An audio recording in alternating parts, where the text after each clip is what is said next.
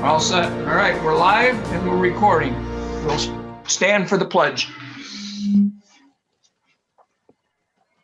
I pledge allegiance to the flag of the United States of America and to the republic for which it stands, one nation, under God, indivisible, with liberty and justice for all.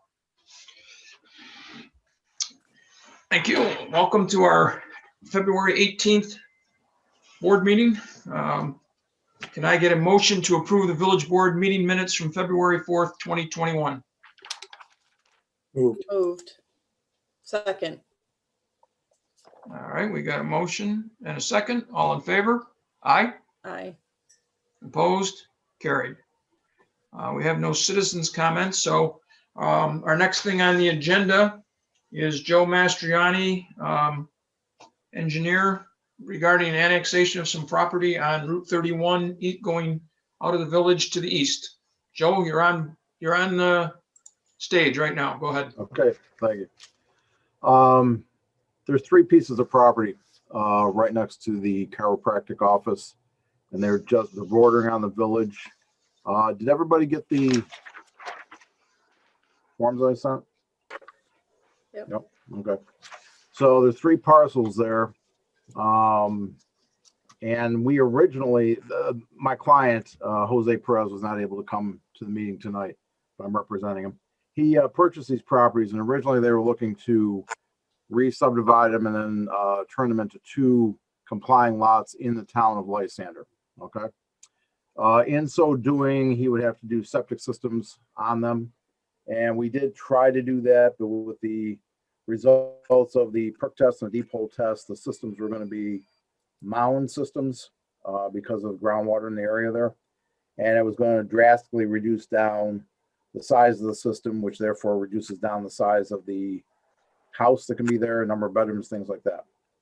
So the alternative was, I had talked to Steve D'Arcangelo about it, and the alternative was to seek coming into the village, and which the owner would then know that he has to tie into village sewer. He has to pay for all that work. He's aware of that. He's willing to do that.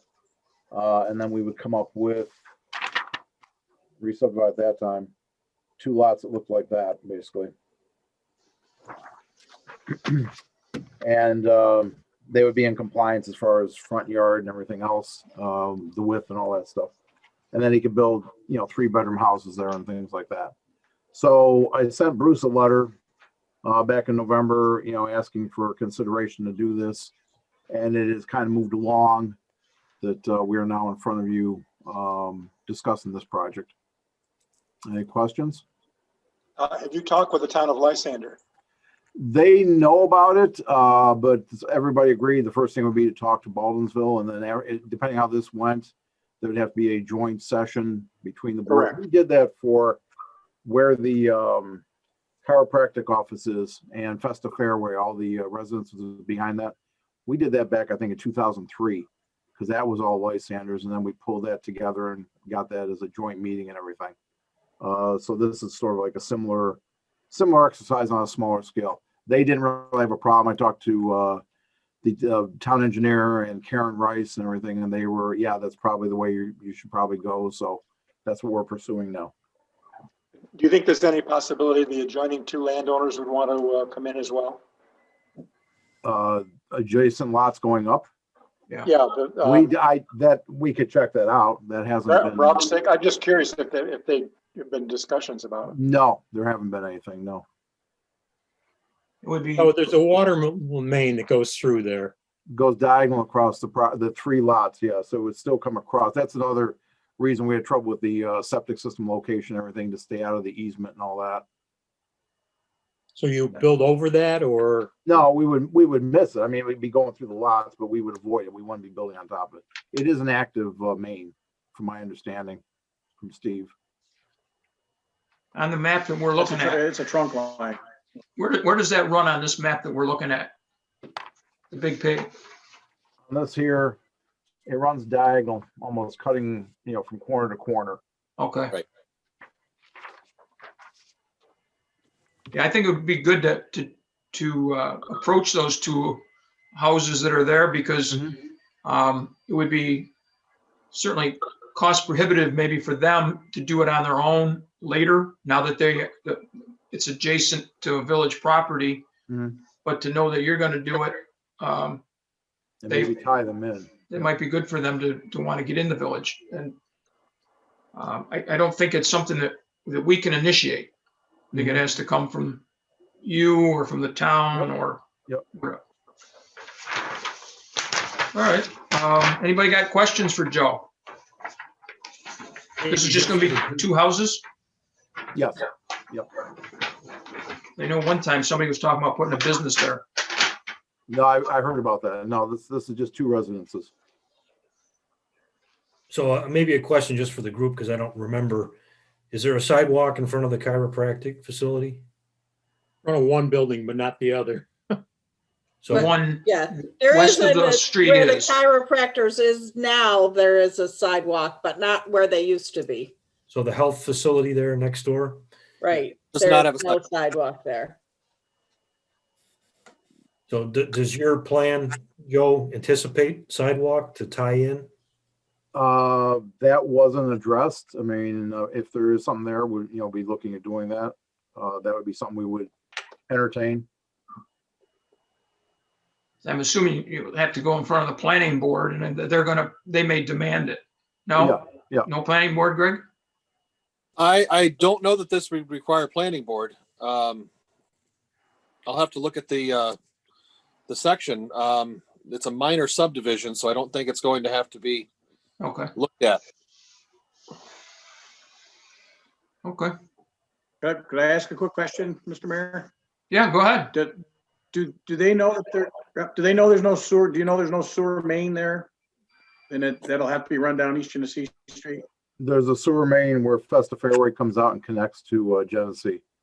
And we would come down through there. On the and other tie in side at of that point. they're gonna tie in on 31, correct? Yes, at that point, there's a manhole out in the road there. Right, but is that gonna be at their expense, or That's going to be at my client's are they expense. looking for the village to do it? No, at my Okay. client's expense. Okay. Good. Any other questions? So what is your next step, Joe? I guess the next step would be if there's no questions and if the board is in favor of pursuing it further, I guess we would then try to set up a meeting with the town and the village at the same time to go. You through. have to start with a petition. Okay, And because although the 2 towns by statute can initiate themselves, the 2 municipalities can initiate, you can't do that with uninhabited property, and those 3 lots are vacant. So why don't we can work on that, but you'd have to have a petition submitted to both Lysander and the village, and then the 2 municipalities would set up a joint public hearing at which matter would be discussed. okay. Well, if we do talk to the 2 adjacent lots up there and they are interested, would they be part of that petition, or is it just for the undeveloped lots? Petition has to be signed by, within the petition, one of the things you have to do is to give a legal description of the property, because Mhm. if the goes through, the village map has got to be changed. And Correct. that's the resolution which describes the property. So if you're going to, if they want to come along, number 1, you've got to describe the entire parcels. And number 2, a majority of the property owners were using assessed value to sign. And I would expect, although I haven't looked at it, I think it's Brauxick next door, and who is on the other side, but I would expect that you would not have a majority of the assessed value of the 5 parcel lot, because the 3 that you're coming in with are vacant, I believe, have residences on them. Okay. So that's something you want, we can talk sidebar later. Yeah, definitely. Okay, anybody else have any questions for Joe with what they're planning, or?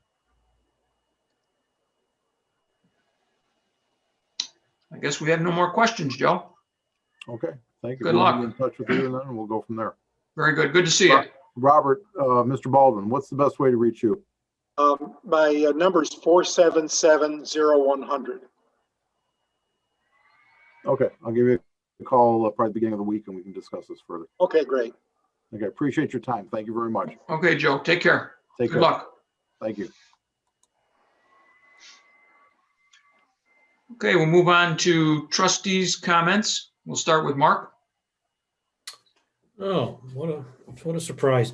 I am going to request an executive session. There's a surprise. What a surprise. Okay. I mean, we should have just a standing request, We should put it on the agenda every week. but it is to update the board. It should be not more than 10 minutes if nobody asks questions. Contractual update, and that'll be item F on the new business. Other than that, I'm good with the agenda. Thank Very you. good. Megan, Just the agenda for me. Andrew, happy birthday, Andrew.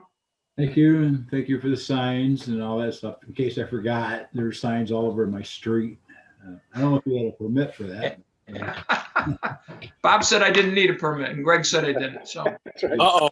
They just can't be up for 30 days. Well, do it. I'm all set. Agenda item. Okay. Mike Shepherd. Yeah, the agenda is good for me too. Thank you. Okay, move down to Bruce. You can try and decide whether to rant or not. Happy birthday to Trustee Dryden. He and I have been on this board, it seems like quite a while. All time. But also, I know on the agenda, I'm going to speak to something on the agenda. I'll wait till then. But water rates, I had sent something out about proposed water rate increases, looking for feedback. I'd like to get that on our agenda in the future to either address or ignore, one of the two. But I think we should deal with it. Yep, okay. I'll see if I can find a copy and send it back out to everybody. And my dog's upset. Wow, that's big news. Anything else? No, that's it. Thanks. Okay. Ruth Seco. Just the agenda, thank you, and happy birthday, Andy. He's tired of saying thank you. I did put signs out in front of his house that said honk, it's my birthday. I don't know if many people honk, but I did last night before he knew the sign was there. I saw some other gestures they were making, but All right, I got a couple things. The village was required to come up with a pandemic operating plan. And with the help particularly of Chief Leffencheck and our clerk Mo, we came up with, I think, a pretty good plan. It really was what we've already been doing. When we first got hit hard last spring, and a lot of that stuff went into effect where we started telling people to stay home, don't come into work, work from home. And so this has all been put together into a concise plan. It's now waiting to hear from the two unions and see if they have any comments. And then we'll be ready. It has to be in by April 1st or in action by April 1st. And I don't know what the penalty will be if we don't, but we will have it in place. And you know that the chief and Trustee Shepherd have worked hard on getting the new police operating procedural type thing, working with Onondaga County. And I know Chief said we're in pretty good shape there. It's coming down the home stretch, and that'll be ready pretty soon, like maybe for the second meeting in March for us to vote on. So thanks to the people who contributed to both of those plans. You know, I know doing the pandemic plan, it made me think a lot about things that we have going on and how they worked before. And one of the things that I had told NICOM people when we were talking is that even though we're working a lot of people from home, particularly me, I try to stay in touch. I talk to Mo a couple times a week. Sometimes I talk to Chuck 3 or 4 times a day, depending on the day. I know I talk to Ruth, Troy. We keep in touch. Greg and I email and text back and forth so that we're in contact, and hopefully if there's problems, they don't fester for very long. And again, as I've said on Shelley Hoffman's weekly update thing, we haven't missed a beat through the whole pandemic. I don't think there was a day that one of our offices was not manned, whether the phone bounced to somebody's house. And I have not had one complaint from anybody saying they couldn't get service in the village, which is a tribute to all the people who work for the village. So hats off to them, to all of you. Very pleased with what we have. Now, it was nice to hear during our work session that the carp tournament is hoping to come back here in May. They've apparently gotten the okay from the county. I'll double check on that. And then check on a few other things with some of the percentages dropping of infection. We're hoping that maybe before too long, we can get the senior center possibly open for a few activities that we had before the spike at Thanksgiving and Christmas time. People are calling about softball. I did talk to Bob Wicks today. We are putting in a joint letter between the two supervisors and me, asking the state to consider paving Route 48 from the village line to the Four Corners, coming in from the east or from the south into the Four Corners.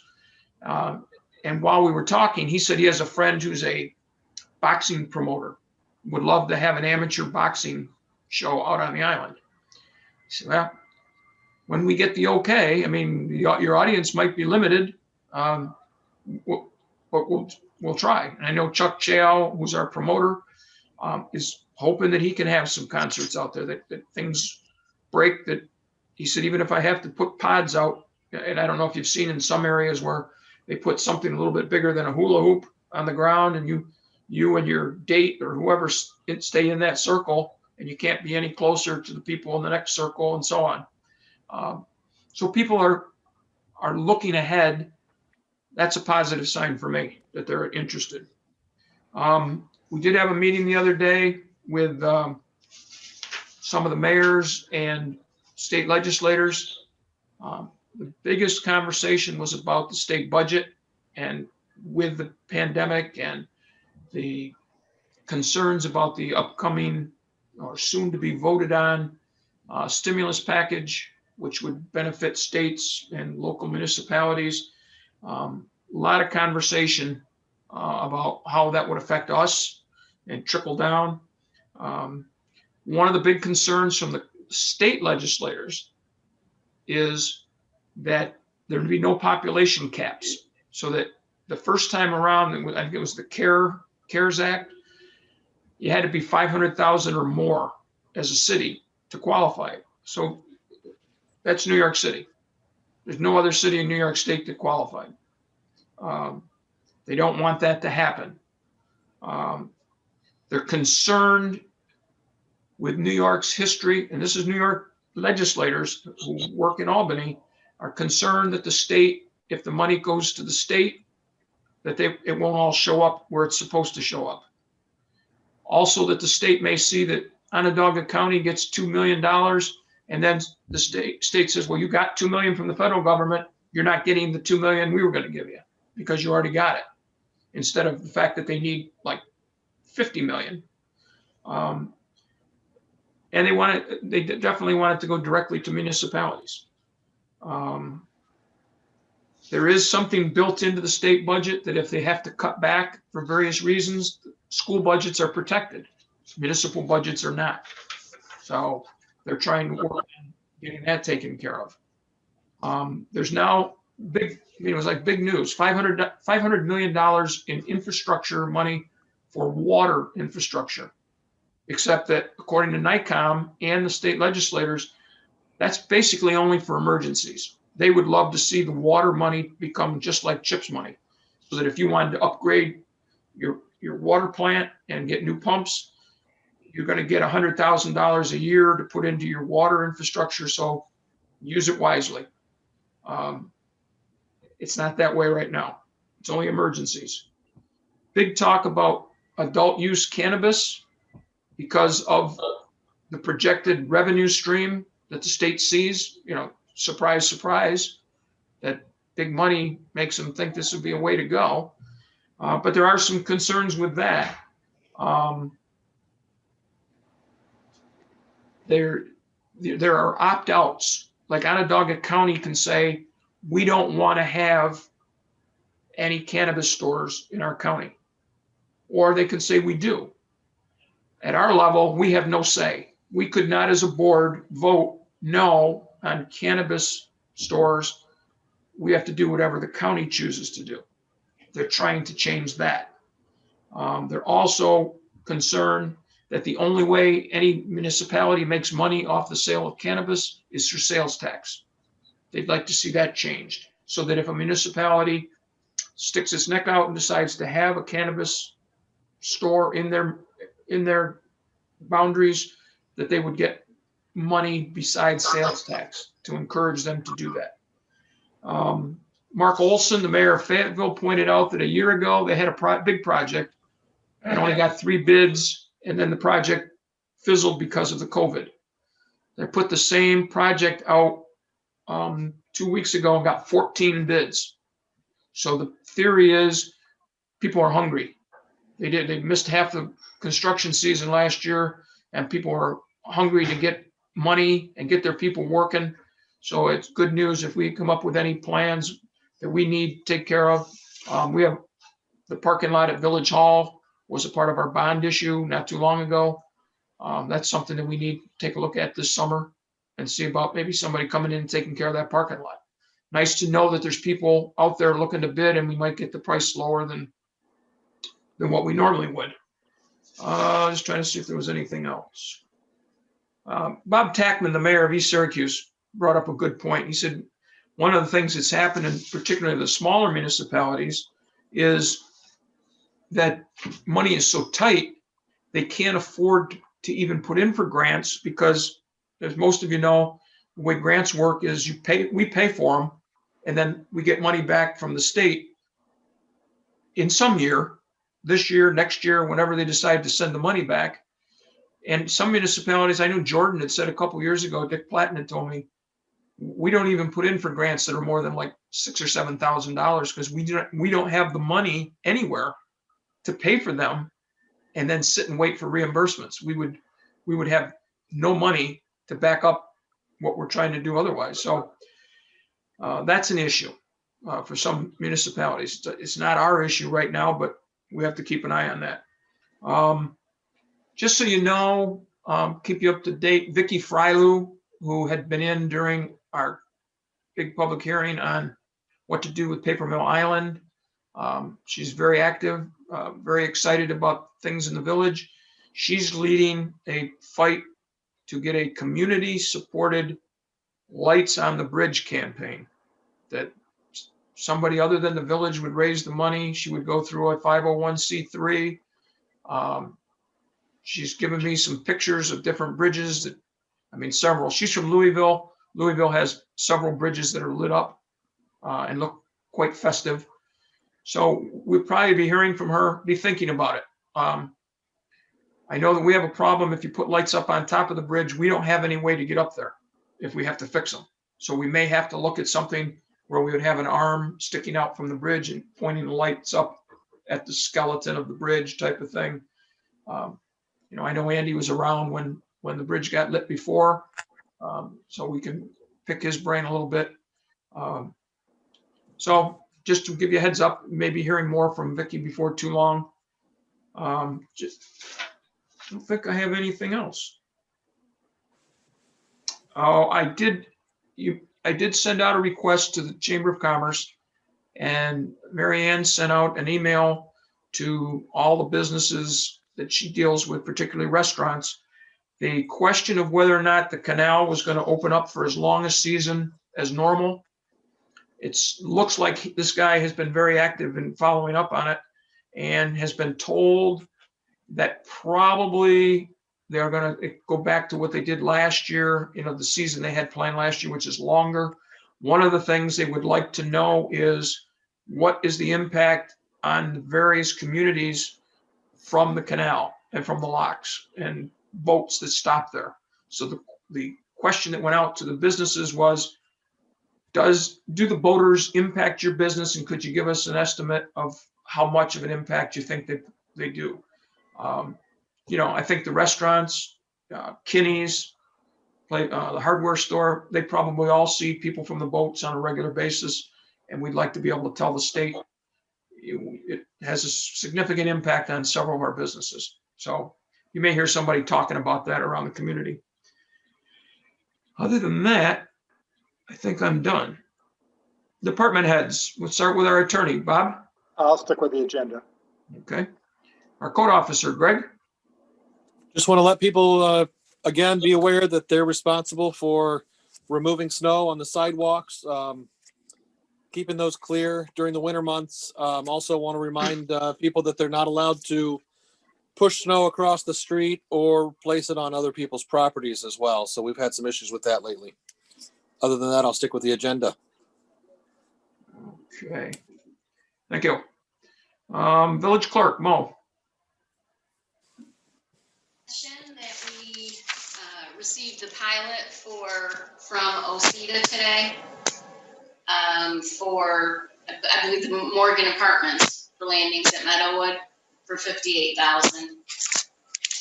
So that will be going into the bank. Also, taxes are upon us.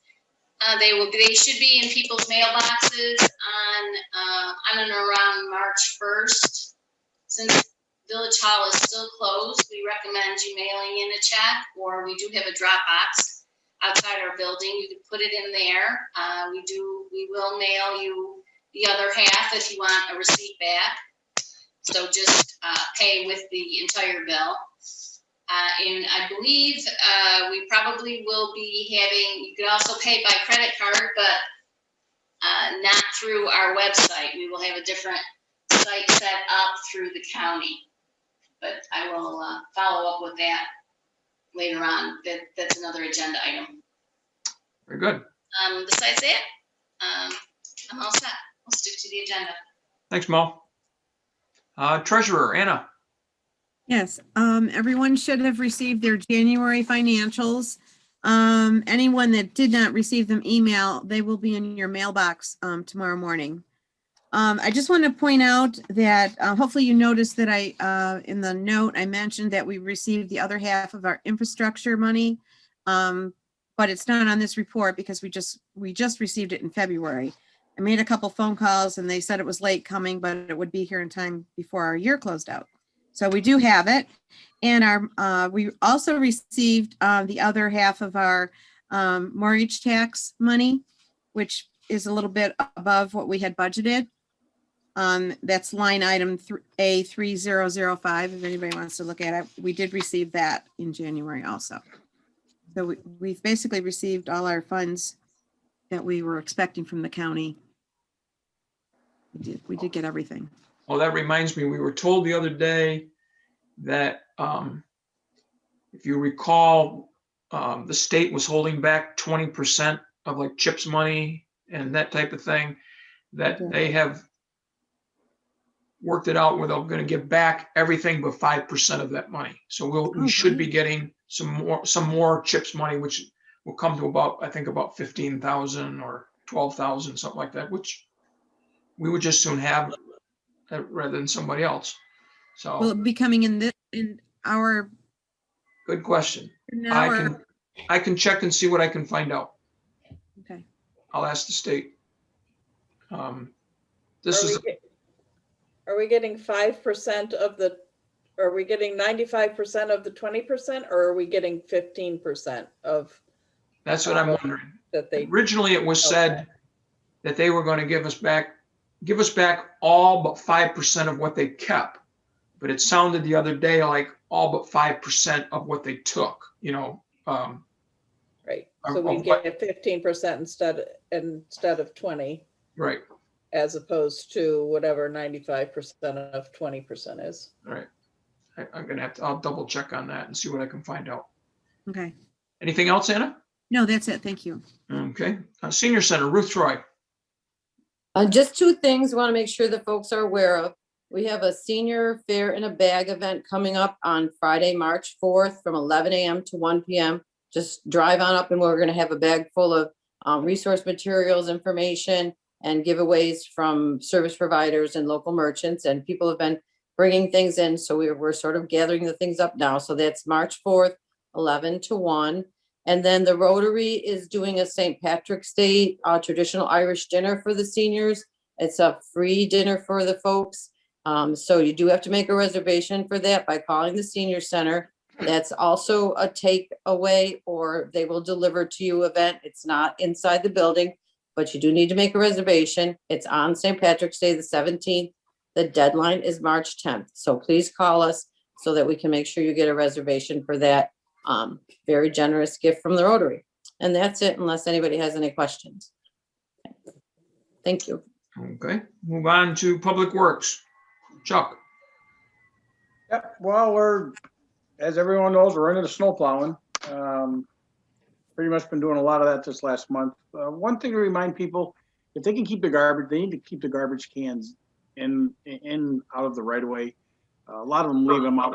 A lot of them leave them out in the street, and when the plow goes by, it just tosses them up right off, right out of the way. And it's an issue. We don't like getting them, but we certainly can't get out and move all the garbage cans. And if we were to plow around them all, we just can't do it. Yeah. So if they would get those out of there, that'd be great.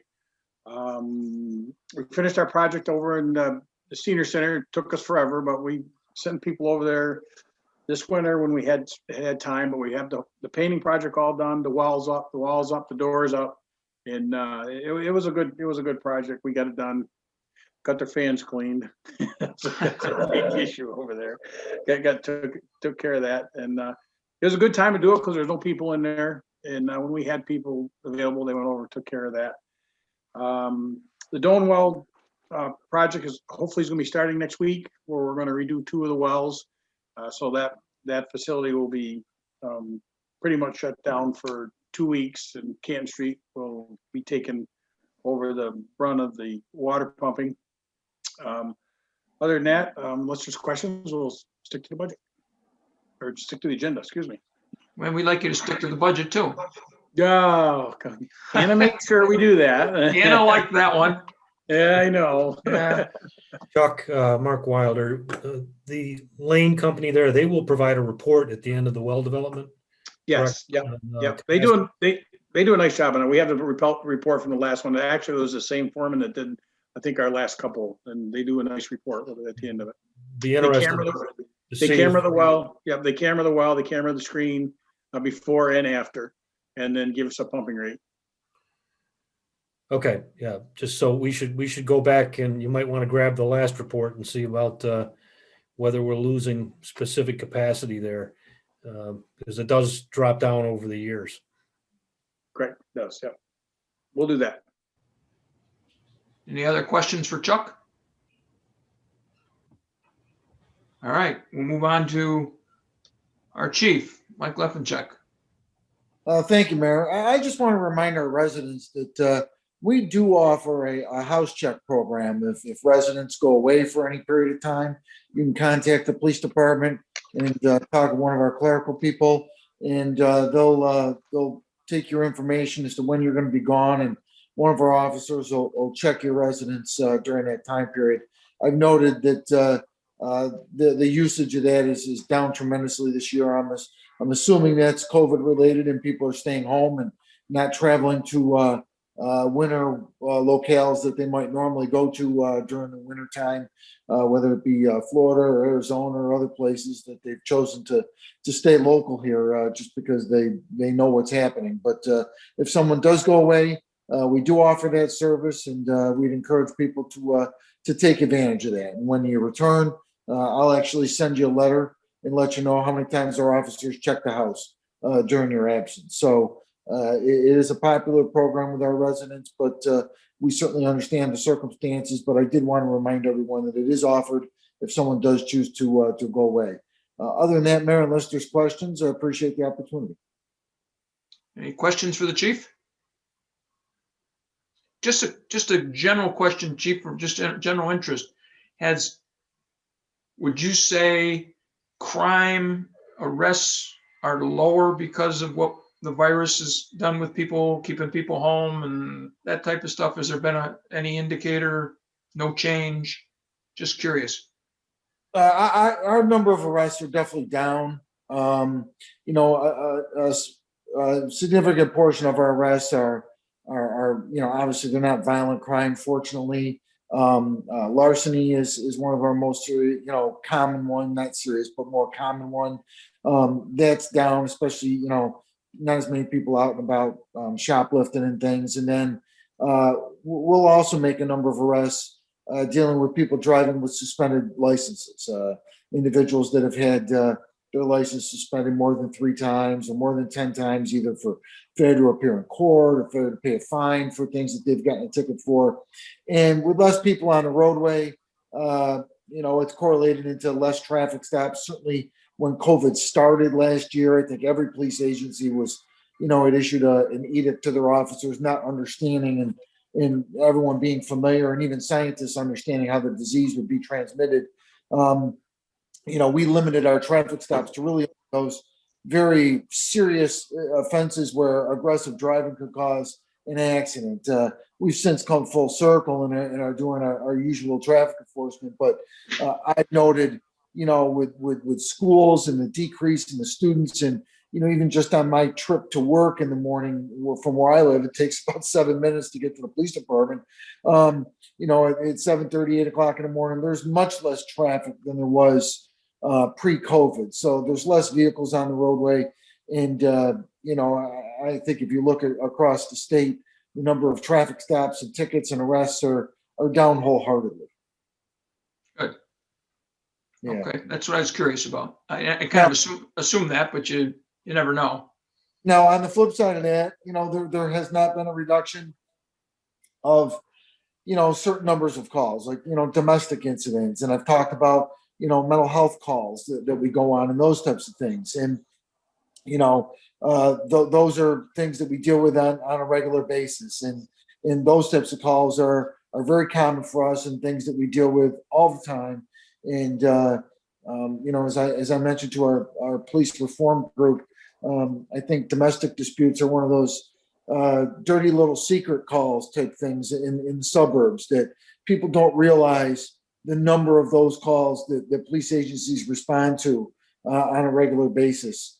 And I think people are surprised by that. And I know when we hire officers, our senior FTOs, our field training officers will tell our new younger recruits and say, you better get used to writing domestic reports because you're going to write a lot of them. And especially if you're working 3 to 11, and that's going to happen. So those types of calls, we haven't seen any decrease in. So there's certain things that are decreased and there's others that have not. Okay, very good. Any other questions for Chief? Okay, we'll move on with pending business, the WEP proposal.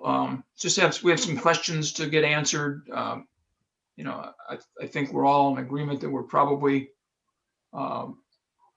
think that that's, you know, giving up our sewers is something we will do. It's just a matter of when and how effectively the transition works. And we have a few questions to get answered, and then that'll give us some more information to work on. Move on to new business. Can I get discussion, possible action? We have the Canton Woods Senior Center agreement that we have with the 2 towns. Bob, is this something that's prepared to vote on, or is this just something you want everybody to look at? Well, if they've looked at it, I think you can vote. I've sent it out to both supervisors in advance, and I have not heard anything back. So quite possibly for the village to act, but it's basically word for word, except for the dates, the agreement that was approved at the latter part of last year. So I would recommend if the board wishes to go ahead to adopt a resolution authorizing the mayor to execute the agreement, and then we can get a signed agreement out to both towns that we can move forward, because we really don't want to have this linger on like it did last year. Right. Okay. Can I get a motion authorizing the mayor to sign the 2021 Canton Woods Senior Center agreement with the village and the two towns? Second. Any discussion, questions?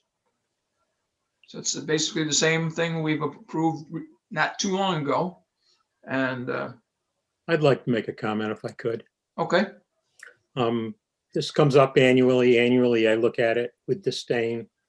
This year, a little more so because of the behavior of one of the towns involved. I don't know who crafted the agreement in 1985, but every resident of the village of Baldwinsville is a resident of one of the two towns. And the residents of the village get fleeced because the towns pay a set amount that they put forth, and then the village provides free water and sewer. The village plows their parking lot. The village, I just signed a bill for $1,000 to repair walls at the senior center. Village taxpayers pay the money that the towns contribute. Then they pay money to the village to pay more. It's not that anything slandering the senior center. It's the two towns. They should be anteing up significantly more money, and they shouldn't be asking their residents who live within the village to pay more than those who live outside of the village. And that's what this agreement does. Other than that, I'm done with my rant. It's a one-sided agreement. I'm sorry. Yeah. Well, let me ask this, Bruce. The senior center is supposed to put together a budget for the year by I think it's in November sometime, and submit it to the towns. One of the things that the previous budgets have not done is to put in a reserve for expenses or an amount for capital improvements, that sort of thing. In other words, the towns are only paying for operating expenses, as you indicate, for the ongoing extraordinary expenses. Perhaps going forward, we should put in with the village should put in an amount for that and ask the towns to ante up. I think it's only fair that the town should pay. It's fine that our guys pull in and plow the parking lot and do maintenance work there. But if we did a cost-based accounting, those figures, the town should be reimbursing back or agreeing to hire out outside people to do it. It's just, it's not fair to the town residents living within the village. They pay twice. That's all I'm saying. I agree with you 100%. That's been an issue for years and years and years and years. Yeah, I know. The only caveat I would say is that the village owns the building. And someday when this system fails and it goes away and we sell it, we'll keep all the money. That's not in the agreement. No. The agreement says we own the building, we take care of the building, and then if we sell it, we have to give 1/3 to each of them. We'll fix that. We'll just keep track of what we spend extra. Well, I think, as I said, maybe we can talk about changing the format of the budget somewhat to put in anticipated expenses, just like the budget for the village obviously has the anticipated costs of maintenance of the roads and infrastructure of the village for the coming year. I'd appreciate us trying that, Bob. I can't imagine the response. I can guess one. Yeah. All right. Thank you, Bruce. Yeah. Thank you. Well said. All right. We have a motion and a second. All in favor? Aye. Aye. Opposed? Carried. All right. Item B, can I get a motion to authorize the mayor to sign the 2021 intermunicipal wastewater agreement, sanitary sewer pump station maintenance services with the Onondaga County Department of Water Environment Protection? Moved. Got to move in a second. I believe in the past, Steve had said to us that he would push for us to sign it but the only thing we use is their camera occasionally. Most of what they offer, we we have the equipment and take care of it. And this would just cover us, I guess, until such time as we yield our sewers to the county. So I think this is a process they have to have, just like we establish rates for our labor and Yeah. equipment if somebody needs them outside of the village. you're right. Hopefully we don't need it, but if emergency arose, we had to call on the county, it's in place. Yep. One difference this year, that the agreement itself is detailed than it was last year. And it also provides that the county, upon request by the municipality, can assist the village engineer with data mapping, facility documentation, including technical review of proposed pump stations. So they put in the ability to assist the municipalities in the past. Good. Okay. All right, we have a motion and a second. All in favor? Aye. Aye. Opposed? Carried. All right. Item C. Can I get a motion to approve the renewal of the Shelter Point NVA Vision Plan at the same rates as the current benefit year? Moved. Megan and Andy? All in favor? Aye. Opposed? Carried. Item D, a motion to allow the clerk to sign the contract with Hamer Enterprises for their credit card services through eTax/County of Onondaga tax system, and to authorize the treasurer to sign the financial authorization.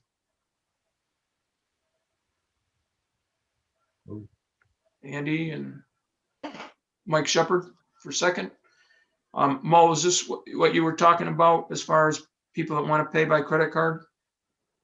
Is in the past, we have a system called Municipay for our water, sewer payments that you can make online, and people also pay taxes online. But the county system offers this. They've offered it since we went with them. We just never took advantage of it. And actually, this one, it's the same cost to the resident to pay by credit card, but they actually handle all the processing and posting into the county system, which we are a part of now. Yeah. Okay. So we decided to go with this now that all the kinks have been taken out. And I think accounting wise for the village, it will make it a little easier. I discussed it with Ann earlier, It's and much easier for me. Yeah. So the taxpayer still absorbs the 3%? I'm sorry? The fee to pay by credit card, the taxpayer absorbs? up to 3%, yes, Up to 3%, yeah. depending on the amount of their tax bill. Good. Any other questions for Mo? All right, we have a motion and a second. All in favor? Aye. Opposed? Carried. All right, item E, can I get a motion to set a public hearing for Thursday, March 3rd? It will be the 4th, excuse me, it's March 4th, that was a little, it's Oh, okay. misprint. March 4th, 2021 at 7:30 PM to hear comments regarding the 2021 Community Development Funding requests and amendments to the 5-year Community Development Project Plan.